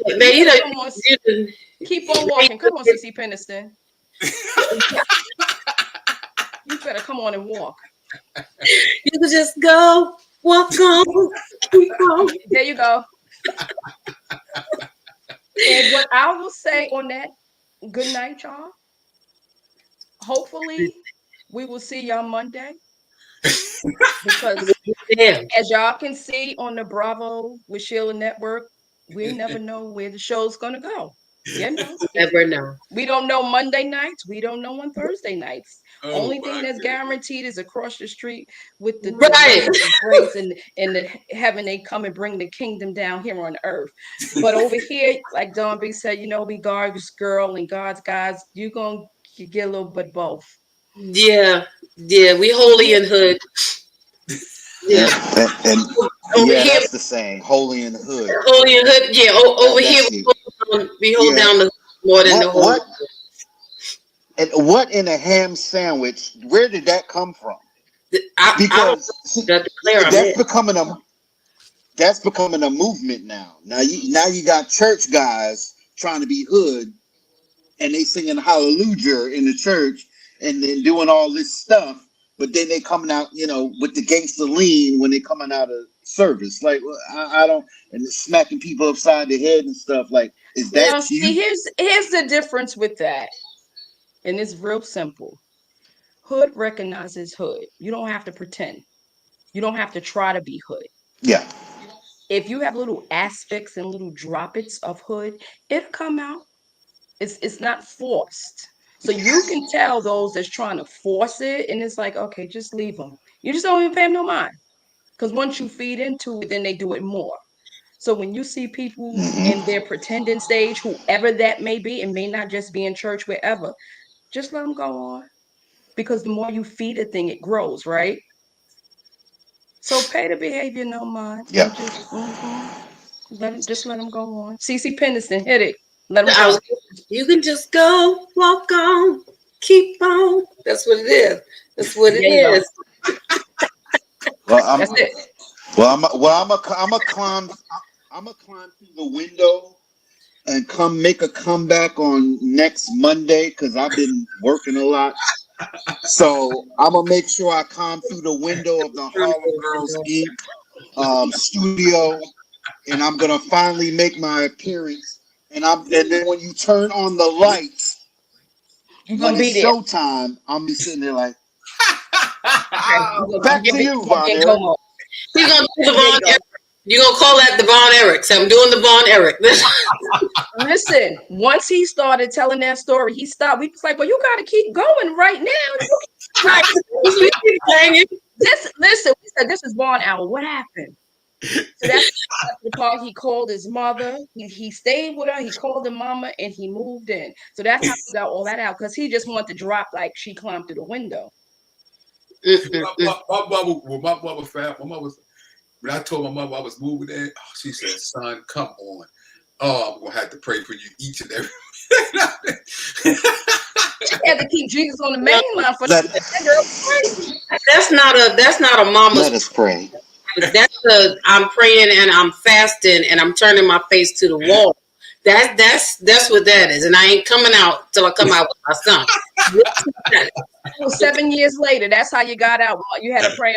Your mama was praying for you. 7 years later. Prayers avail. Eric has changed the whole subject of this whole show. I feel like Men Hurt Too is a lie now. Turn it into a lie. It should say men sign up for it. That's what it is. Don't be afraid to walk away, but seriousness. Oh my goodness. I don't know what else to do. And just walk away if you can and get help. And we know certain TV victims, it has to be undercover. You just can't be blunt and bold about it. I'm leaving. Some people can't take that both ways, men and women. Mm-hmm. True. Some people, you got to get an exit strategy. That's safety first. Yeah, I've known people that decided to just say it and was deleted. Mm-hmm. Yeah. So there has to be an exit strategy for DV victims in all seriousness. Mm-hmm. Male and female. Yeah. Yep. There's some women who ain't so all right and will do more than most men will do because they're not all right. Tell me about it. Lord, we not. Yep. So I'm leaving. I love y'all. Thank you, Coach Cash. For y'all to know, huh? I was saying to them that you are my responsible adult. She keeps me in line and together on task. You know, God bless her because I'm a whole project, but she can manage. But I'm so grateful you hopped on with us tonight. Our special guest, my girl, my sister, my fellow podcaster. I love you too. And don't forget to hop on again Monday nights to see her, to be on with her and Dr. Elaine Mondays Beyond the Mic for more good conversation that we share. So thank you for coming on. Yep. Oh, somebody said, what platform are they communicate? This is all on Bravo with Sheila Network. We're just on Mondays nights at 7 p.m. Yep, same spot. Come right back here. They take down Monday nights. We hold down Thursday nights, and we make the week pop. See, we give you a few days in between because you need to recover, especially now. As you can see, stories like this, you need to breathe a catch it. You know, pneuma breath hit you. This is gonna be it just hit you. Yeah, we're gonna label this National Von Erich Week. At Monday and Thursday, so this is your whole week. And my brothers, I love y'all, and hopefully I will see y'all on Monday. Yes, yeah. I've been up here for 2 hours. Now I'm going into mommy mode. Everybody go to bed. Yeah, we going. We go. I promise you, we going. I promise. I'm gonna look. Y'all gonna be up here for another half an hour. I ain't fooling with y'all. We going. We going. Tomorrow's a work day, so this day, but we going. Yeah, I gotta go to work. Sorry, I can't stay up too much longer. I'm running out of energy right now. But anyway, blessings all. What you said, Vaughn? I didn't say nothing. You see this? Y'all should pray. Father, in the name of Jesus. No, good night. Good night. I'm not even messing with y'all. So, guys, I want to thank you for joining us tonight. No, seriously, this has been great. Again, y'all always know at 8:30 it turns left.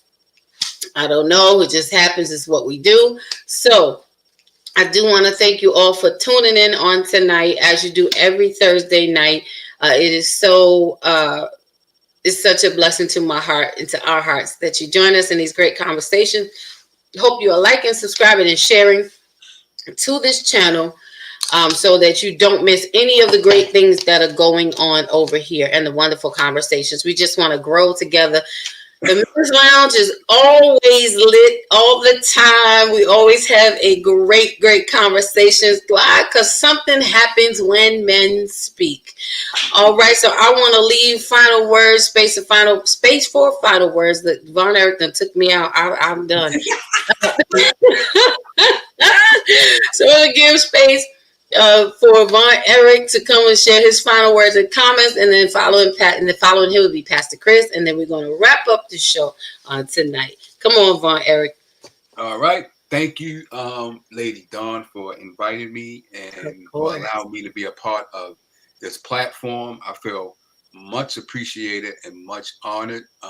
You're a woman of God, but full of wisdom and knowledge, and you have great understanding. And I like how you look on both sides of the aisle. That's much love and respect. And Pastor Chris, always funny, always with bringing much wisdom in your laughter and in what you bring wisdom and your experience, what you went through. It's always an honor to just sit back and just listen to you because you come from the heart sincerely. It's not just a game. And when you do come, you come with laughter, but in your laughter, like I always told you, there's wisdom. So much love and respect, and much love and respect to everybody in the chat who wrote comments. It was much wisdom, and it was good to read and eat your comments and eat those words that you wrote in the chat. Much love and respect. All right. Thank you for that share. Come on, Pastor Chris. Yeah, I'm gonna be brief because I've already did my Von Erich breakdown because that was gonna be my final thought for the evening. But so I did it early. But I just wanted to give a shout out to my twin sister, Risha out there. Thanks for watching. Also to the Fluffy Nation. Also to the Men's Lounge. Also to people on TPV Nation, Von Erich, as always, Lady Dawn B, as always, Coach Pache. Yeah, it's been a minute, y'all, but I'm coming back. So y'all probably see me more in the next couple of weeks. But it is what it is. Transitions happen, but God never fails. So I just want to encourage, inspire, and in spite of anything you go through, even in this life we call life, and God's always there. He will always be there. And you don't have to put up with anything if it's not going to give you peace or give God honor. So that means chuck the deuces or just simply take my Mollywop course for $9.99. I'm your boy, the Southern. I'm your boy, the Southern Voice, aka Pastor Christopher Newton. This has been another Men's Lounge exclusive right here on the Bravo Cheetahs Network. I'm done. Let's get it. Let's go. See you next time. Well, thank you so much, Pastor Chris. Thank you so much, Von Erich. Thank you so much, Coach Pache, our special pop-up guest. I'm your Thursday night host, Lady Dawn B. It's always an honor, a privilege, and a pleasure to be in this space with you. I want to thank everyone for tuning in. Again, the Men's Lounge is always amazing for us to be in. I want to remind you as we continue to recognize Domestic Violence Awareness Month this month, that if you find yourself in a situation where you are needing help or assistance, it is on the banner below that you can contact the National Domestic Violence Awareness group at 800-799-SAFE or 7233. You can also call, chat, or text the word START with capital letters START to 88788. It is free and confidential, and we just want to make sure that you have a resource to begin to get you some help to get into a better position. We also want to, encourage you to hashtag Heal Hold Center. Heal Hold Center, as that is the theme for the DVAM project this year. I want to thank you all for tuning in. Join us again on next Thursday night right here at 7 p.m. Eastern Standard Time for another great conversation, another great night, another great talk, and we are going to wrap up October on the 31st with none other than Pastor Sheila Ingram. She is coming on to share some important facts and resources with us so we can be better. Again, I love you. I appreciate you. Be well, be good, be encouraged, but most of all, be true to yourself. Stay safe, like, subscribe, and share, and we will see you again next week. Good night.